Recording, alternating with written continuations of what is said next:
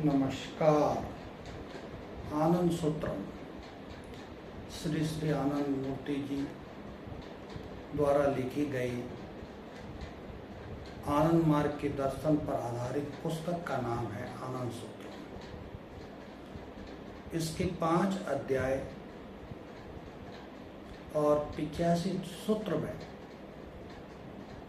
आनंद मार्ग का संपूर्ण दर्शन लिपिबद्ध किया गया है। मूलतः ये संस्कृत भाषा में लिखे गए 85 सूत्र हैं। प्रथम अध्याय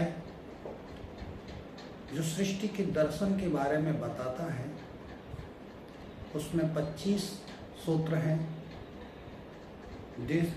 दूसरा अध्याय जो मनुष्य की गतिधारा के बारे में बताता है, आध्यात्मिक यात्रा के बारे में बताता है, उसमें 24 सूत्र हैं।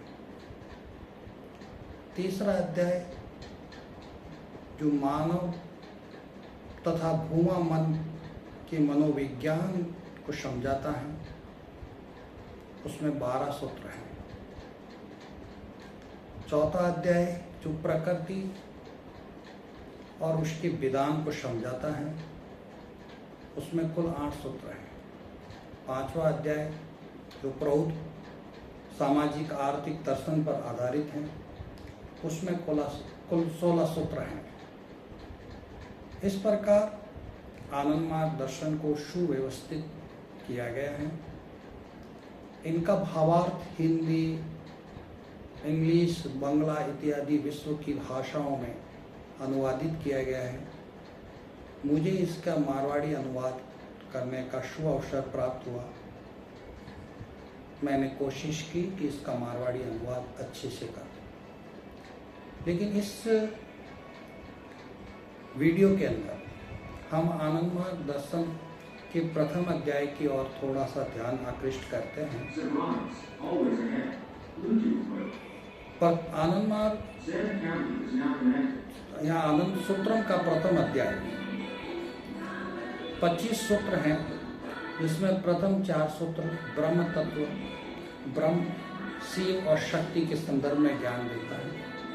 5वां और 6वां सूत्र सृष्टि की उत्पत्ति और सृष्टि में जीव की गतिधारा और मनुष्य का परम ब्रह्म में मिलन की एक सुंदर व्याख्या बताता है।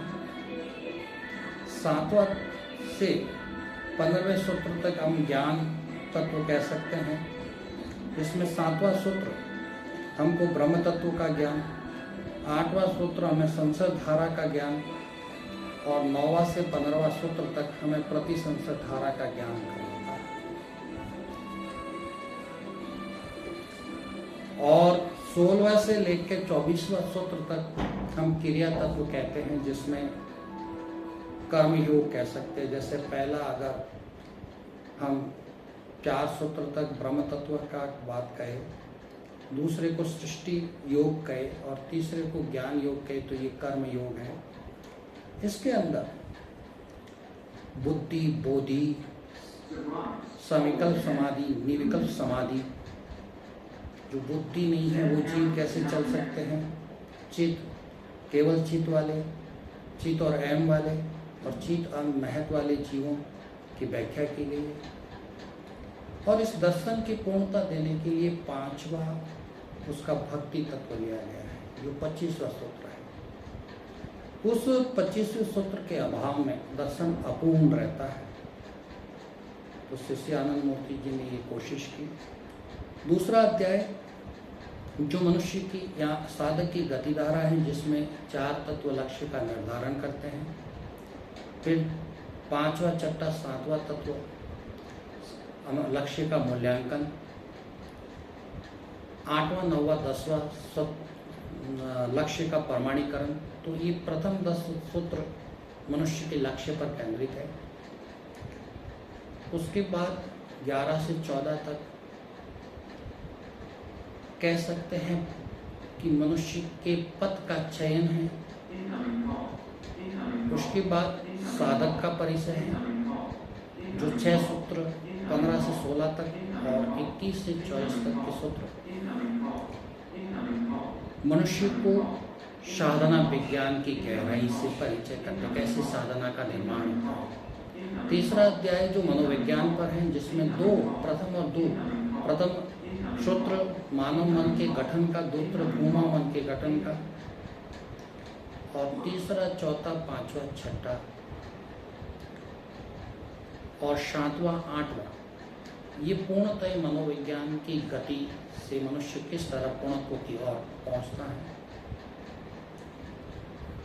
और चौथा अध्याय जो प्रकृति है, प्रकृति की रचना के बारे में प्रथम 2 सूत्र, पहला और दूसरा सूत्र बताता है, और तीसरा, चौथा, पांचवा शिवानी, भैरवी, भवानी शक्ति के माध्यम से कैसे सृष्टि की उत्पत्ति होती है,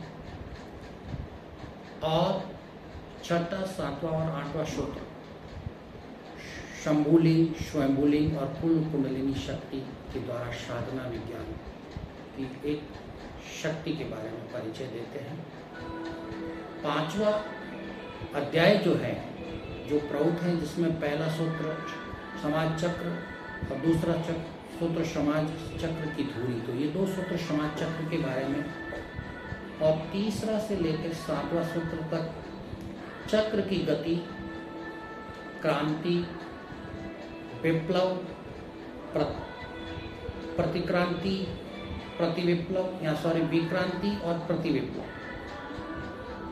और परिक्रांति, और 8वां से लेके 11वां सूत्र तक प्रौढ़ की मूल नीति है, जो कहते हैं कि वैचित्र्यम सामाजिक धर्मंशं समानम भविष्यति। वो विचित्रता समाज का धर्म समानम नहीं हो सकता। सर्वनियम आवश्यकता, गुणियों को मिलने वाला न्यून मान का वर्गीकरण, और 12वां से लेकर 16वां सूत्र तक प्रौढ़ के मूल सिद्धांत हैं। तो इस तरह से आनंद सूत्रों को बड़े सुंदर ढंग से व्यवस्थित किया गया है, और अंत में कहा गया है प्रगतिशील उपयोगी तत्वमेदं सर्वजन हितार्थम सर्वजन सुखार्थम प्रचारितम। ये सर्वजन हित और सर्वजन सुख में प्रचारित हुआ है। आज के वीडियो में इतना ही। कल हम एक अध्याय के बारे में विस्तृत जानने की कोशिश करेंगे। धन्यवाद, नमस्कार।